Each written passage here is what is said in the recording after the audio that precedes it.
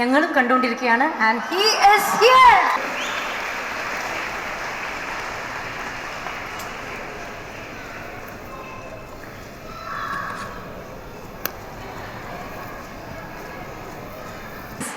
ഞാൻ കരുതി വാസ്തവത്തിൽ എന്ന് നിന്റെ മൊയ്തീൻ്റെ ഈ കുറച്ചു മുമ്പ് പറഞ്ഞ ആ മഴ, അത് ചെറിയ മഴയായാലും പെരുമഴയായാലും ആ മഴ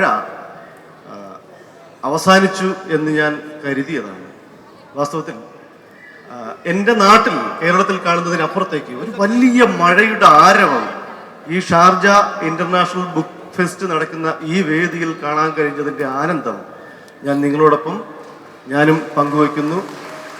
മലയാളികളായ പ്രിയ സുഹൃത്തുക്കൾക്കും എല്ലാവർക്കും മൊയ്തീൻ്റെ ടീമിൻ്റെ ഞങ്ങളുടെ എല്ലാവരുടെയും 1000 നന്ദി.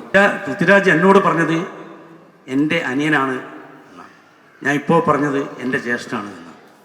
അപ്പോൾ അതൊരു ദൃഢമാണല്ലോ.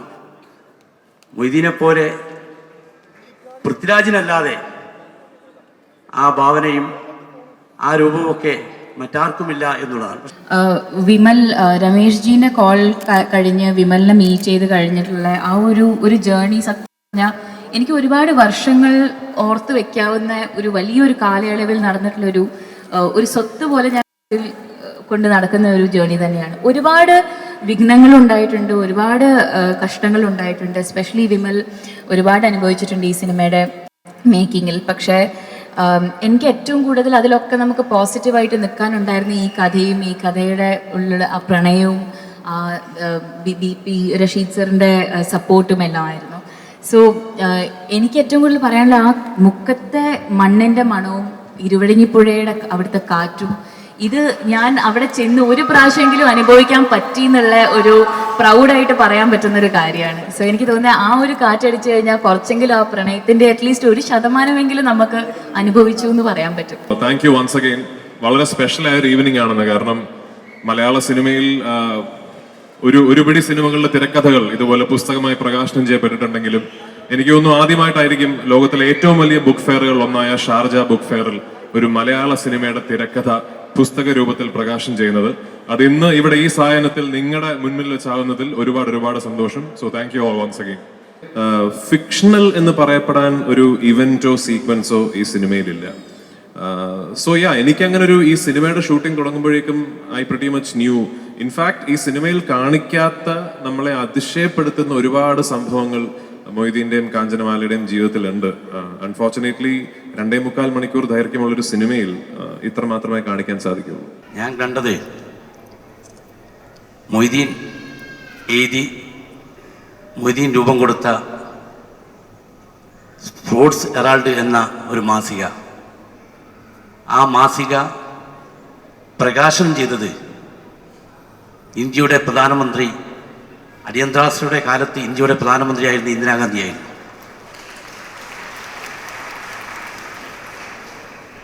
അത് മൊയ്തീനെ സംബന്ധിച്ച് ഈ സിനിമയിൽ ഇന്ദിരാഗാന്ധിയെ ശക്തമായി എതിർത്തിരുന്ന ഒരാളുമാണ്. അവിടെ ഒരു ചോദ്യമുണ്ട്. എൻ്റെ അടുത്തിരിക്കുന്ന കാഞ്ചനേച്ചിയുടെ അച്ഛനോട് സഹോദരങ്ങൾ ചോദിച്ചത്, മൊയ്തീൻ എഴുതിയ സ്പോർട്സ് ഹെറാൾഡ് എന്ന മാസിക പ്രകാശനം ചെയ്യുന്നത് ഇന്ത്യൻ പ്രധാനമന്ത്രിയായ ഇന്ദിരാഗാന്ധിയാണല്ലോ എന്ന്. അപ്പം വേറൊരു ബ്രദർ പറഞ്ഞത്, എപ്പോഴും ഇന്ദിരാഗാന്ധിനെ എതിർക്കുന്ന ആളല്ലേ എന്ന്. അപ്പോൾ കാഞ്ചന ചേച്ചിയുടെ അച്ഛൻ അതിനെപ്പറ്റി വിശേഷിപ്പിച്ചത്, എപ്പം ആരെ കൊണ്ട് പ്രകാശനം ചെയ്യിപ്പിക്കാം എന്ന് മൊയ്തീൻ അറിയാം, ഏതൊക്കെ സമയത്ത് അത് പ്രകാശനം ചെയ്യിപ്പിക്കാം, ആരോടൊക്കെ ചെയ്യിപ്പിക്കാം മൊയ്തീൻ അറിയാം എന്ന് പറയുന്നത് എൻ്റെ മനസ്സിൽ തറച്ചിരിക്കുന്ന ഒരു സംഭവമാണ്. മൊയ്തീൻ തന്നെ ആയിരുന്നു മൊയ്തീന് ബദലായിട്ട് ഈ സിനിമയിൽ മാത്രമല്ല, ഈ സിനിമയുടെ രൂപത്തിന് ശേഷം അത് പൃഥ്വിരാജ് തന്നെയാണ് എന്നുള്ളൊരു സംശയമില്ല. ഇങ്ങനത്തെ ഒരു പ്രണയം ഉണ്ടാവുക എന്ന് പറയുന്നത് തന്നെ ഏറ്റവും വലിയൊരു കാര്യമായിരിക്കും, ഏറ്റവും വലിയൊരു ബ്ലെസ്സിങ് ആയിരിക്കും. പക്ഷേ എൻ്റെ ലൈഫിൽ അത് വരികയാണെന്ന് വെച്ചാൽ എനിക്ക് തോന്നുന്ന ട്വിസ്റ്റ് ഐ ഹോപ്പ് ഒരു വേർപാട് ഉണ്ടാവില്ല എന്നുള്ള ഹോപ്പ് ഉണ്ടാവും. പക്ഷെ ട്വിസ്റ്റ് വരിക മിക്കവാറും എൻ്റെ ഫാമിലി ഇതേപോലെ എതിർത്തിട്ടുണ്ടായിരുന്നെങ്കിലാണ്. കാര്യം എന്നെ സംബന്ധിച്ചിടത്തോളം എൻ്റെ ഫാമിലി ഒരു രീതിയിലുള്ള മതത്തെയോ കാസ്റ്റിനെയോ ഒന്നിനെയും ആ രീതിയിൽ കണ്ട് ഒരു മനുഷ്യർ തമ്മിലുള്ള അവരെങ്ങനെ വേർപിരിക്കാം അല്ലെങ്കിൽ എങ്ങനെ വേർതിരിച്ച് കാണാമെന്ന് ഉപയോഗിക്കുന്ന ഒരു ടൂളായിട്ട് കാണാത്തൊരു കുടുംബത്തിൽ നിന്ന് വന്ന ആളാണ്. സോ ട്വിസ്റ്റ് വരണമെങ്കിൽ അവിടുന്ന് ആയിരിക്കും മിക്കവാറും വരിക, which I hope doesn't happen. Thank you. നിങ്ങൾ ചെയ്ത സിനിമ വളരെ മനോഹരമായി എന്ന് അർത്ഥശങ്കയ്ക്കിടയില്ലാതെ പറയാം. പക്ഷേ ആ സിനിമ അവസാനിക്കുന്നത് ഒരു പ്രണയത്തിൻ്റെ ഒരു ക്ലൈമാക്സ് എന്ന് പറയുന്നത് ജീവിച്ചിരിക്കുന്ന ഒരു കഥാപാത്രമായതുകൊണ്ട് അതിനുശേഷം കാഞ്ചനമാലയുടെ 28 വർഷത്തോളമുള്ള ജീവിതം, അതിനുശേഷമല്ലേ യഥാർത്ഥത്തിൽ സിനിമയുടെ കഥ കിടക്കുന്നത്? താങ്കൾ ചോദിച്ചത് തീർച്ചയായും തെറ്റാണ്. കാഞ്ചനമാല എന്ന് പറയപ്പെടുന്ന ഒരമ്മയെ, ഒരു സ്ത്രീയെ, ഒരു കാമുകിയെ നമ്മൾ അറിയപ്പെടുന്നത് അവർ ലോകത്തെ അതിശയിപ്പിക്കുന്ന രീതിയിൽ, ലോകത്തെ വിസ്മയിപ്പിക്കുന്ന രീതിയിൽ മഹത്തരമായി ഒരു പുരുഷനെ സ്നേഹിച്ചിരുന്നു എന്നുള്ളതാണ്. അവരുടെ പ്രണയം കൊണ്ടാണ് നമ്മൾ അവരെ അറിയപ്പെടുന്നത്. മൊയ്തീൻ എന്ന് പറയപ്പെടുന്ന ആളെ ഇപ്പോൾ അല്ലെങ്കിൽ അക്കാലത്ത് അറിയപ്പെട്ടിരുന്നത് ഒരു കാമുകിന് വേണ്ടി കാത്തിരിക്കപ്പെടുന്നു എന്നതിൻ്റെ പേരിലാണ്. അല്ലാതെ കാഞ്ചനമാല ഈ ലോകത്ത് ചെയ്ത സാമൂഹ്യ പ്രവർത്തനത്തിൻ്റെ പേരിലോ മൊയ്തീൻ എന്ന സാമൂഹ്യ പ്രവർത്തകൻ്റെ പേരിലോ അല്ല. ഈ സിനിമ ഇനി അഥവാ അങ്ങനെ ചില സാമൂഹ്യ പ്രവർത്തനങ്ങൾ സ്വാഭാവികമായിട്ടും മൊയ്തീൻ്റെ മരണശേഷം സംഭവിച്ചത് അവർക്ക് അവരുടെ ജീവിതം മൊയ്തീനില്ലാതെ ഒറ്റപ്പെട്ട ആ ജീവിതത്തെ പരിഹരിക്കുന്നതിന്, അവരുടെ മനസ്സുകൊണ്ട് പരിഹരിക്കുന്നതിന് വേണ്ടി മാത്രമാണ് അവർ ആ മേഖലയിലേക്ക് വന്നത്. സ്വാഭാവികമായിട്ടും അത് സത്യവും ശരിയുമാണ്. പക്ഷെ നമ്മൾ കാഞ്ചനയുടെയും മൊയ്തീൻ്റെയും ഈ അവിശ്വസനീയമായ പ്രണയകഥ പറഞ്ഞത് കൊണ്ട് മാത്രമാണ് നമ്മൾ ഇവിടെ ഈ ആൾക്കൂട്ടത്തിൻ്റെ നടുവിലിരുന്ന് സംസാരിക്കേണ്ടി വരുന്നതും.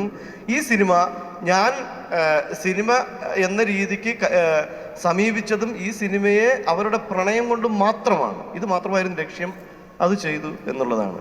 പുതിയ തലമുറയെ നന്നായി സ്വാധീനിച്ച എൻ്റെ പ്രിയ താരം പൃഥ്വിരാജിനോടാണ്. നമ്മുടെ നാട് ജാതി സംഘർഷങ്ങളാലും വർഗീയ സംഘർഷങ്ങളാലും ആശയ സംഘർഷങ്ങളാലും ഏറ്റുമുട്ടുമ്പോൾ യുവാക്കളോട്, യുവതലമുറയോട് താങ്കളുടെ സന്ദേശം എന്താണ്? നമ്മൾ ഒരുപാട് കാര്യങ്ങൾ മറ്റ് ആൾക്കാരെയും മറ്റ് പ്രവണതകളെയും കണ്ടു പഠിക്കുന്ന ഒരു ലോകത്താണ് നമ്മളും നമ്മുടെ കുട്ടികളും ഇന്ന് ജീവിക്കുന്നത്. നമ്മൾ എങ്ങനെ വേഷവിധാനം ചെയ്യണം എന്ന് നമ്മൾ പഠിക്കുന്നത് മറ്റാൾക്കാരെ കണ്ട്, TV കണ്ട്, ഇന്റർനെറ്റ് കണ്ടാണ്. നമ്മൾ എങ്ങനെ സംസാരിക്കണം എന്ന് നമ്മൾ പഠിക്കുന്നത് മറ്റാൾക്കാരെ കണ്ടാണ്, മറ്റ് പുസ്തകങ്ങൾ വായിച്ചാണ്. നമ്മൾ എങ്ങനെയാണ് സമ്പർക്കങ്ങൾ പുലർത്തേണ്ടതെന്ന് നമ്മൾ പഠിക്കുന്നത് നമ്മുടെ അച്ഛനമ്മമാരിൽ നിന്നാണ്, നമ്മുടെ സ്കൂളിൽ നിന്നാണ്, നമ്മുടെ കൂട്ടുകാരിൽ നിന്നാണ്. പക്ഷെ അപകടം നമ്മൾ എങ്ങനെ ചിന്തിക്കണം എന്ന് നമ്മൾ മറ്റുള്ളവരിൽ നിന്ന് പഠിക്കുമ്പോഴാണ്. അത് സ്വയം പഠിക്കണം.